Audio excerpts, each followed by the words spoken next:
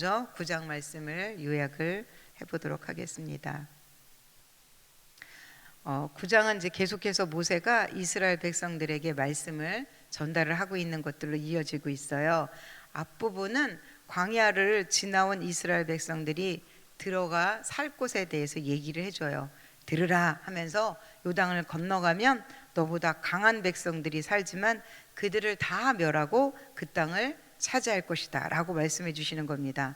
그런데 그 땅에 살고 있는 사람들은 힘이 세고 이스라엘 백성들보다 싸움에 능한 자라는 걸 얘기하면서 이스라엘 백성들도 이미 다 알고 있다 이렇게 얘기하는 거예요. 어떻게 할까요? 그들은 이미 가데스 바네아에서 그들이 들어갈 그 땅, 가나안 땅을 백성 중에서 뽑아서 정탐꾼을 보냈던 그런 기억이 있습니다. 그리고 거길 갔다 온 사람들이 그 힘이 센 아낙 자손들을 보고 어땠어요? 눌렸어요. 그래서 그들은 들어갈 수 없다고 울면서 통곡했었던 경험들이 있었기 때문에 그걸 안다고 했던 것입니다. 그 결과 20세 이상 되었던 자들은 다 이제 광야에서 죽게 되었고 이제 그 후손들만 거기 있게 된 겁니다. 그러나 하나님은 그들이 아무리 강한 사람이라고 해도 걱정 말라고 하십니다. 능히 멸하게 해주시겠다는 겁니다. 그렇게 하나님께서 아낙 자손을 이기게 하시는 것은 결코 그들이 의로워서도 아니고 이스라엘 백성들이 공의로워서도 아니라고 강조하시는 내용이 말씀에 기록되어 있습니다. 오히려 그 땅에 살고 있는 아낙 사람들이 악해서 그들을 내쫓아냈다고 그렇게 전달을 하고 있습니다. 그럼 왜 하나님께서 그들에게 그 땅을 주셨을까요? 그 이유는 뭘까요? 맨 마지막 절에 하나님께서 그 조상들과 세우셨던 언약 때문이라고 그렇게 말씀하시고 있는 것입니다. 이렇게 9장을 마치고 10장 22절에 가보면 애굽에 내려갔던 내 조상들이 겨우 70인이었으나 이제는 내 하나님 여호와께서 너를 하늘의 별과 같이 많게 하셨느니라 라고 말씀하셨습니다. 이것은 뭐냐면 하나님께서 약속하셨던 그 약속을 이루셨다는 것을 볼 수 있는 것입니다. 하늘의 별과 같이 많게 하겠다고 아브라함에게 약속하셨죠. 네, 9장의 이제 후반부를 읽어보면 이스라엘 백성들이 얼마나 하나님께 불순종했었는지를 다루고 있어요. 성경에서는 하나님이 너무 경노하셔서 그 백성들을 모두 다 멸하고 다른 백성을 택하겠다고 그렇게 말씀하고 있어요. 9장 7절에서 8절 말씀을 다 같이 한번 읽어보겠습니다. 9장 7절에서 8절 말씀입니다. 시작. 너는 광야에서 내 하나님 여호와를 경노하게 하던 일을 잊지 말고 기억하라. 내가 애굽 땅에서 나오던 날부터 이곳에 이르기까지 늘 여호와를 거역하였으되 너희가 여호와를 경노하게 하였으므로 여호와께서 진노하사 너희를 멸하려 하셨느니라. 아멘. 네, 여기서 경노라는 단어가 2번이나 나옵니다. 광야에서는 늘 그렇게 하나님을 거역하였어요. 호렙산에서는 하나님을 경노하게 그렇게 했다는 것들이 기록을 하고 있는데 그 어떤 사건이 있었냐면 모세는 이제 호렙산으로 올라갔어요. 40일 동안을 기도를 합니다. 하나님께로부터 십계명을 받아서 내려왔는데 백성들은 그들이 그 모세가 더디 와서 기다려도 안 온다고 생각하고 스스로 우상을 만들어서 그 우상에게 자신을 보호해달라고 인도해달라고 그렇게 기도했던 것, 그 우상에게 빌었던 것들을 하나님은 엄청 경노하셨던 그러한 일들이 일어났던 것들을 상기하고 있습니다. 그럴 때 모세는 그들을 위해서 강력하게 구했던 것, 그것을 말하고 있습니다. 28절 말씀을 한번 다 같이 읽어보도록 하겠습니다. 9장 28절입니다. 시작. 주께서 우리를 인도하여 내신 그 땅 백성이 말하기를 여호와께서 그들에게 허락하신 땅으로 그들을 인도하여 드릴 만한 능력도 없고 그들을 미워하기도 하사 광야에서 죽이려고 인도하여 내셨다 할까 두려워하나이다. 이렇게 경노하여서 이제 그 백성들을 다 멸하겠다고 하나님께서 얘기하자 모세가 하나님 앞에 엎드려 기도할 때 이런 기도를 했던 것입니다. 하나님께서 인도하여 내셨다가 오히려 그들을 죽였기 때문에 하나님이 능력이 없다고 그렇게 말씀하실 수도 있다는 그런 모세가 하나님 앞에 기도했을 때 하나님께서 모세의 기도로 다시 이제 두 돌판을 만들어서 나무결을 만들어 산에 오르라고 하십니다. 그것이 이제 10장의 내용으로 이어지는 겁니다. 10장 말씀은 하나님은 그 돌판에 친히 십계명을 적으셨습니다. 10장 8절에 그리고 나서 이제 레위인에 대한 기록을 또 적고 있습니다. 지파마다 기업을 다 주셨어요. 땅을 분배해서 기업을 주셨는데 레위인은 기업을 주지 않았어요. 그리고 레위인의 기업은 여호와다라고 그렇게 강조하시는 것을 볼 수 있습니다. 11장 말씀은요, 지금 이제 모세의 말을 듣고 있는 사람들은 광야에서 낳고 자랐던 사람들이었습니다. 이스라엘 백성들의 여정을 다 알 수 없는 그런 사람들이었기에 그들에게 어떻게 그들이 애굽에서 탈출해서 지금까지 왔는지를 계속 설명을 해주고 있는 것입니다. 그러면서 광야에서 그들이 하나님 앞에 불순종했을 때 그 엘리압의 아들 나단과 아비람에게 했었던 그 끔찍한 사건들, 그런 것들을 눈으로 보았던 것들, 이런 것들을 다 상기를 시켜주고 있는 것입니다. 나담 자손과 아비람 사건을 어떤 땅이 그들을 삼켰던 그런 얘기인데 그것이 8절에 기록되어 있는데 8절 9절 말씀을 한번 읽어볼까요?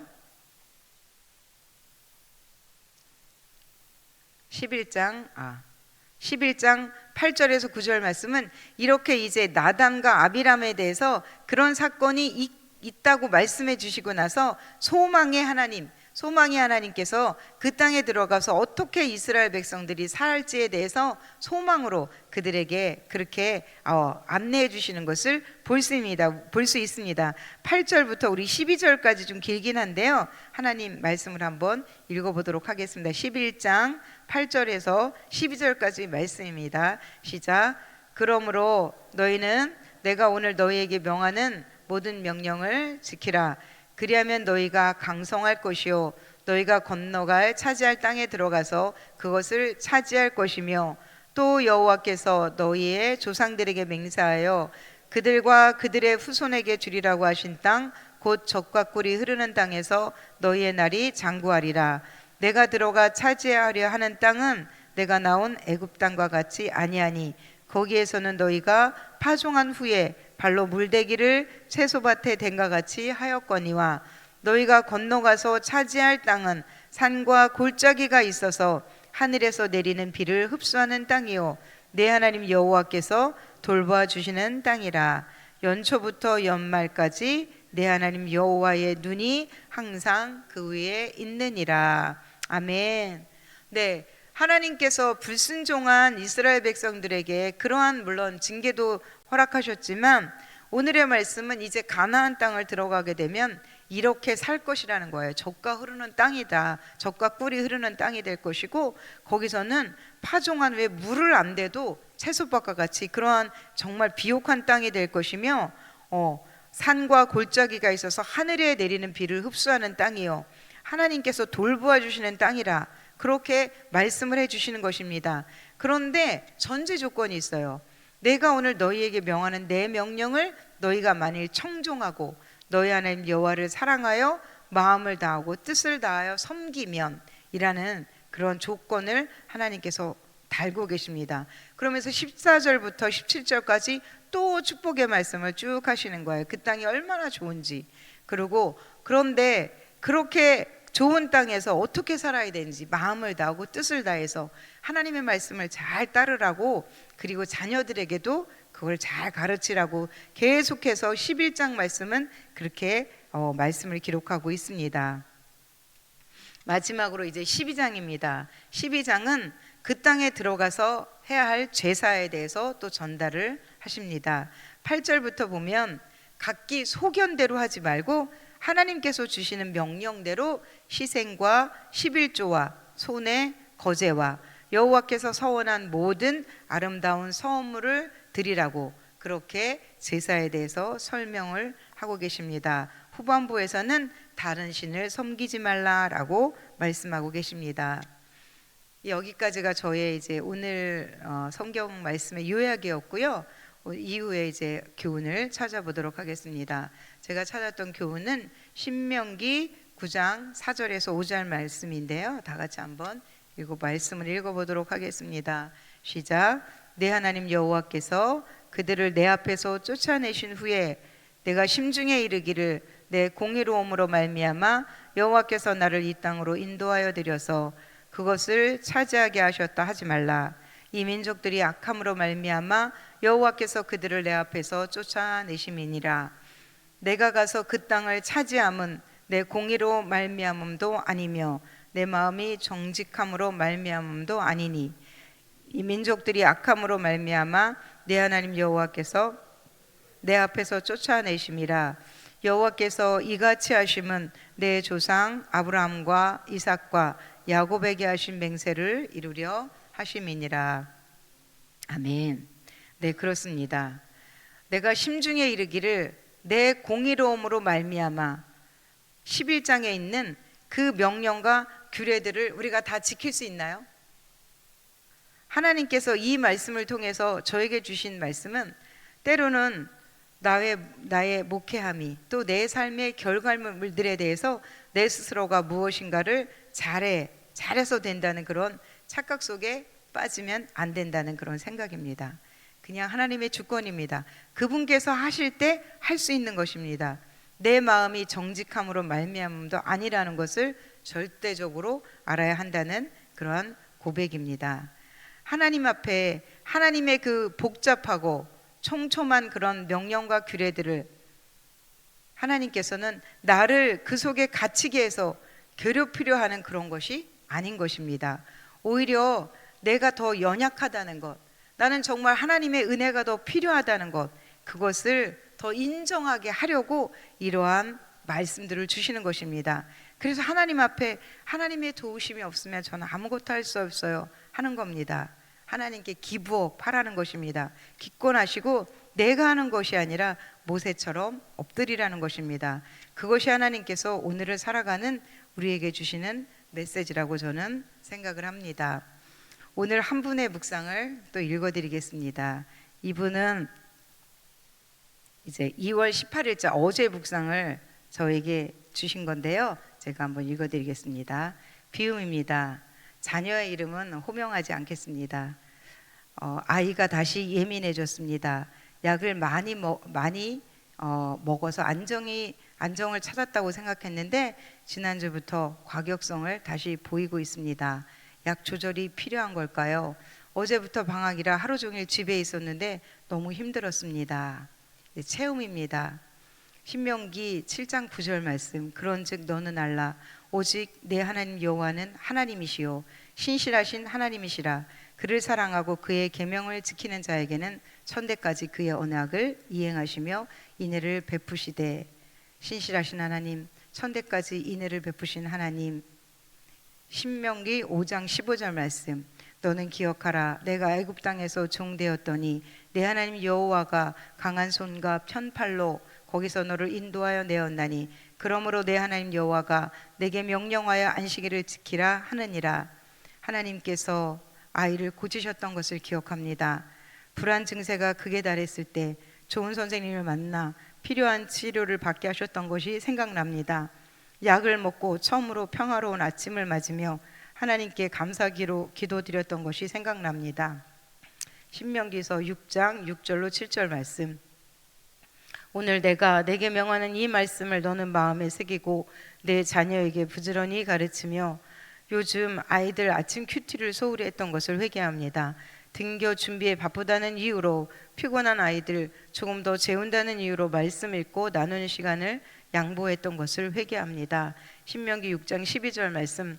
너는 조심하여 너를 애굽 땅 종되었던 집에서 인도하여 내신 여호와를 잊지 말고 하나님께서 고쳐주셨던 것을 잊지 말아야겠습니다. 신명기 7장 22절. 내 하나님 여호와께서 이 민족들을 내 앞에서 조금씩 쫓아내시리니 너는 그들을 급히 멸하지 말라. 들짐승이 번성하여 너를 해할까 하노라. 하나님께서는 대적을 조금씩 쫓아내셨습니다. 그것은 땅이 황폐하여져 들짐승이 번성해 이스라엘 백성을 해할까 봐 그들을 지키시는 하나님의 방법이었습니다. 때와 속도는 하나님의 주권입니다. 저는 그저 하나님을 신뢰하며 하루를 살아가는 것임을 다시 한번 되새깁니다. 신명기 8장 2절 내 하나님 여호와께서 이 40년 동안 내게 광야길을 걷게 하신 것을 기억하라. 이는 너를 낮추시며 너를 시험하사 내 마음이 어떠한지 그 명령을 지키는지 지키지 아니한지 알려 하심이라.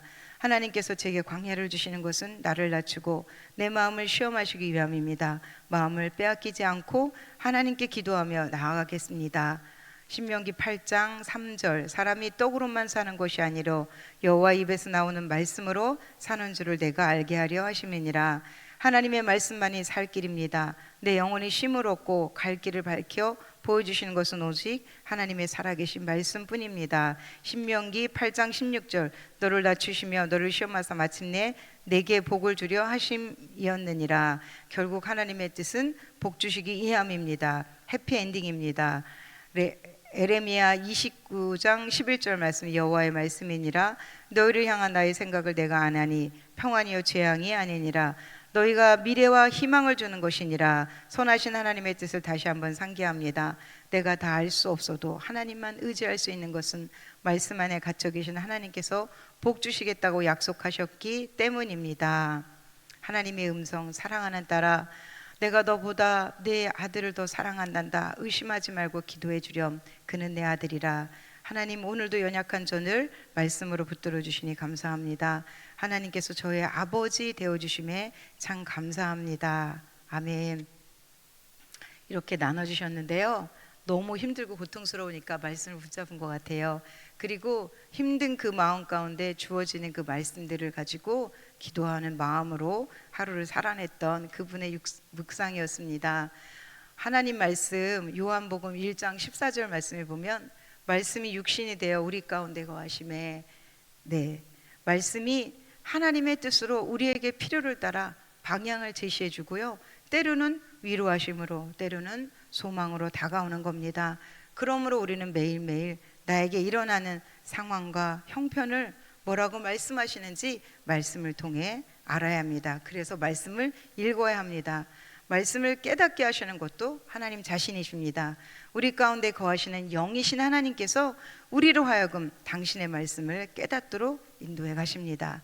믿으세요. 그리고 오늘도 손 내밀고 계신 그분의 그 손을 잡으심으로 광야와 같은 지금의 여정을 승리하시는 저와 우리 성도님들이 되시기를 예수님의 이름으로 기도드립니다. 아멘. 기도하겠습니다. 하나님 아버지, 그렇습니다.